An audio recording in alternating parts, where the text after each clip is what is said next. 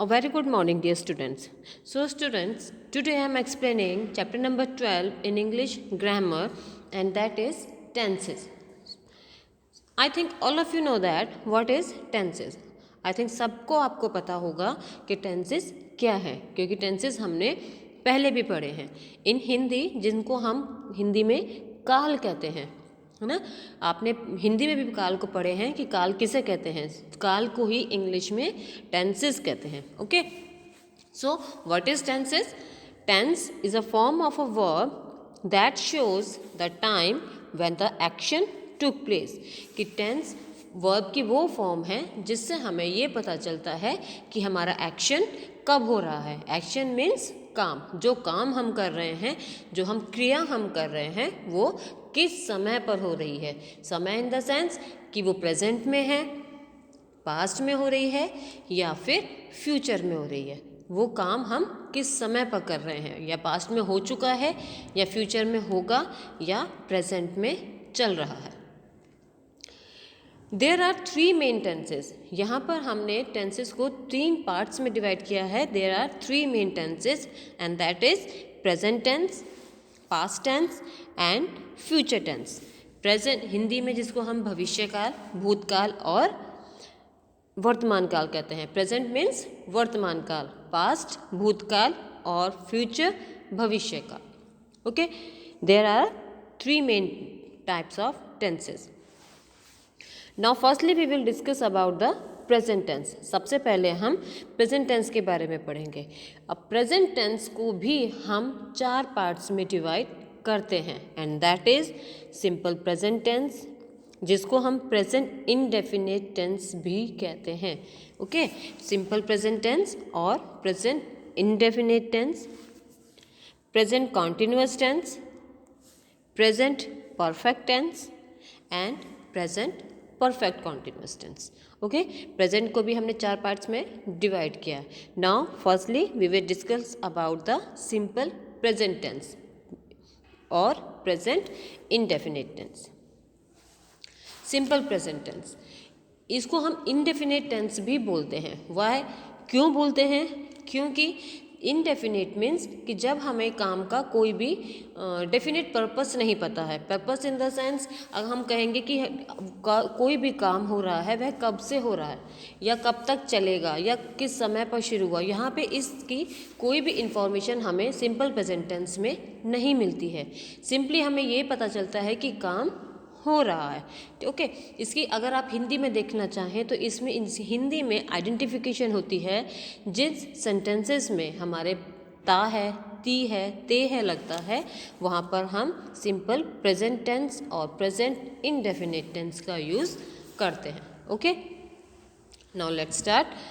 Number first, अब simple present tense को भी हम 4 पार्ट्स में डिवाइड करते हैं and that is affirmative sentences, negative sentences, single interrogative sentences and double interrogative sentences. Okay, now firstly affirmative sentences. So affirmative sentences किसे कहते हैं? affirmative sentences are those sentences, उन sentences को हम कहते हैं affirmative, जिनसे हमें एक सिंपली एक स्टेटमेंट मिलती है। हमें किसी भी पर्सन के बारे में, किसी वर्ब के बारे में एक सिंपल स्टेटमेंट हमें वहाँ पे पता चलता है। वहाँ पे हम किसी से कोई क्वेश्चन पुट अप नहीं करते, किसी के बारे में कोई नेगेटिव या कोई काम के बारे में हम वहाँ पर बात नेगेटिविटी की बात नहीं करते हैं। सिंपली एक स्टेटमेंट होती है जिससे हमें किसी भी पर्सन के बारे में, किसी भी वर्क के बारे में एक सिंपल नॉलेज मिलती है। Okay, and its rule is, इसका रूल क्या होता है? सब्जेक्ट प्लस वर्ब की फर्स्ट फॉर्म के साथ एस या E S plus object. Now verb की फर्स्ट फॉर्म के साथ एस या E S, what is the meaning of this? It means अगर हमारा subject single person it means he, she या फिर इट या किसी भी पर्सन और एनिमल का नेम अगर आता है, अगर वो पर्सन सिंगुलर पर्सन है, वहाँ पे हम वर्ब की फर्स्ट फॉर्म के साथ एस या ई एस लगाते हैं। वर्ब की फर्स्ट फॉर्म को हम मेन फॉर्म, प्रिंसिपल फॉर्म या फिर बेस फॉर्म भी कहते हैं। Okay. And when subject is plural we use main form of the verb.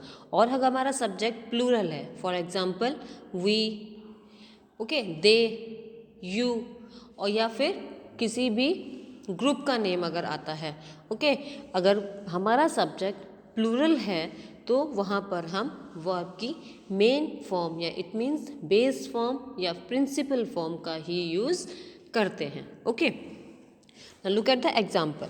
He learns his chapter, वह अपना पाठ याद करता है। ओके, अब यहाँ पे सब्जेक्ट देखिए, हमारा सब्जेक्ट है ही, it's a single person, so we use es with the main form of the verb. Verb, यहाँ पे वर्ब की फर्स्ट फॉर्म क्या है हमारी, लर्न, और हमारा सब्जेक्ट यहाँ पे सिंगल पर्सन है, इसलिए हमने वर्ब की फर्स्ट फॉर्म के साथ एस लगा दिया, so he learns his chapter. Number 2, we play football daily. अब है वी को देखिए, वी है हमारा plural, okay, we play, subject है हमारा वी, वर्ब है हमारी प्ले, ओके। अब प्ले हम के साथ हम एस या ई एस क्यों नहीं लगाएंगे, क्योंकि हमारा सब्जेक्ट प्लूरल है, वी है, इसलिए यहाँ पर हम वर्ब की फर्स्ट फॉर्म को ही यूज़ करेंगे, we play football daily. Okay, I hope you understood very clearly. Now next is negative sentences. Okay, अब नेगेटिव सेंटेंसेस जिसमें हम किसी भी चीज़ के लिए मना कर रहे हैं या किसी काम करने के लिए मना करते हैं, और अगर इसका रूल हम कौन सा फॉलो करते हैं, इसमें सब्जेक्ट प्लस डू या does plus not plus verb plus object. Now main thing is here is not, हम कहाँ पर यूज़ करते हैं। अब ये चीज़ ध्यान दीजिए कि हम नॉट कहाँ यूज़ करते हैं, हमेशा वर्ब से पहले हम नॉट को यूज़ करेंगे। And do and does, do हम कहाँ लगाएंगे, अगर हमारा सब्जेक्ट प्लूरल है, और डज नॉट हमारा लगेगा when the subject is singular. Okay, we use doesn't when subject is singular. अगर हमारा सब्जेक्ट सिंगल पर्सन है वहाँ पे हम डज नॉट यूज़ करेंगे, और अगर हमारा सब्जेक्ट प्लूरल है, इट मीन्स वी, यू, दे है, वहाँ पर हम डू नॉट यूज़ करेंगे। Okay, let's have a look for example. He doesn't learn his chapter. अब यहाँ पे ही हमारा सिंगुलर पर्सन है, ओके, एंड यहाँ जब हम डू या डज यूज़ करते हैं तो हम जब एस या ई एस लगाते हैं अफर्मेटिव सेंटेंसेस में, नेगेटिव सेंटेंसेस में हम वर्ब के साथ एस या ई एस नहीं लगाते, यहाँ पे हम वर्ब की फर्स्ट फॉर्म को ही यूज़ करते हैं। He does not learn his chapter and we don't play football daily. We हमारा प्लूरल है, so we do not and verb की first form play football daily. Okay, now come to the single interrogative. Single interrogative हम कब use करते हैं, जब हम किसी भी क्वेश्चन का आंसर हमें यस या नो में मिलता है। ओके, जब किसी क्वेश्चन का आंसर हमें यस और नो में मिले, वहाँ पर हम सिंगल इंटेरोगेटिव का यूज़ करते हैं। और सिंगल इंटेरोगेटिव का रूल क्या है, डू या डज हमारा स्टार्टिंग में आ जाएगा, do does plus subject plus verb plus object. Okay, have a look on the examples. Number 1 is, does he learn his chapter? अब यहाँ पे वही सेम रूल, डू या डज कहाँ पर आएगा, अगर हमारा सब्जेक्ट सिंगल पर्सन है तो हमारा आएगा डज, अगर हमारा सब्जेक्ट प्लूरल है तो आएगा do. Okay, does he learn his chapter, and number 2 is, do we play football daily? Okay, next is double interrogative. अब डबल इंटेरोगेटिव में क्या यूज़ होता है, अगर हमारा कब, कहाँ, क्यों, कैसे, ये क्वेश्चन वर्ड्स सेंटेंस के बीच में यूज़ होते हैं, इट मीन्स हिंदी सेंटेंसेस के बीच में, वह कहाँ जा रहा है, वह क्यों जा रहा है, ये सेंटेंसेस अगर बीच में यूज़ होते हैं तो वहाँ पर हम डबल इंटेरोगेटिव का यूज़ करते हैं।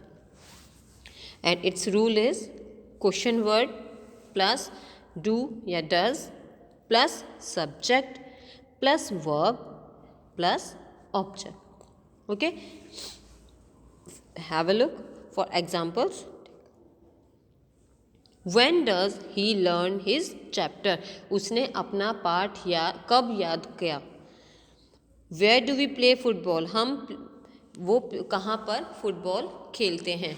And when does he learn his chapter? वह कब अपना पाठ याद करता है. And where do we play football daily? Okay. Now come to the book exercise. Exercise A. I cook my own meal. In these sentences you have to change the single person. Okay.